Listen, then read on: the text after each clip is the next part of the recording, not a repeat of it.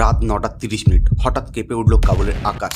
23 মিনিটে 400+ মৃত্যু। এটা কি যুদ্ধ না মানবতার শেষ সতর্কবার্তা? পশ্চিম এশিয়ায় আগুন জ্বলছে, আর তার মাঝেই এবার মুখোমুখি পাকিস্তান ও আফগানিস্তান, একটা সংঘাত যা পুরো অঞ্চলকে ধ্বংসের দিকে ঠেলে দিয়েছে। গভীর রাতে কাবুলের আকাশে হঠাৎ ভেসে ওঠে যুদ্ধ বিমান, পাকিস্তানের এয়ারফোর্সের JF-17 ও F-16।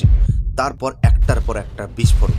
টার্গেট একটি বিশাল সরকারি হাসপাতাল, রাষ্ট্রপতি ভবনের আশেপাশের এলাকা এবং প্রতিরক্ষা মন্ত্রকের আশপাশ। কয়েক মিনিটের মধ্যে আগুনে পুড়ে ছাই হয়েছে হাসপাতালটি। ভিতরে আটকে পড়ে রোগী, ডাক্তার এবং সাধারণ মানুষ। 23 মিনিট, 400-এর বেশি মৃত্যু এবং 250-এর বেশি গুরুতর আহত। ধ্বংসস্তূপের নিচে এখনো চলছে উদ্ধার কাজ। প্রতিটি ইটের নিচে লুকিয়ে আছে এক একটা গল্প, এক একটা জীবন।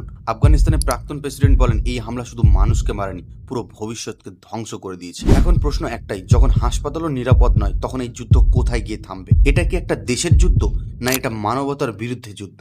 আফগানিস্তানের সঙ্গে পাকিস্তান যেটা করলো, সেটা কি ঠিক করলো? কমেন্টে অবশ্যই জানাবেন।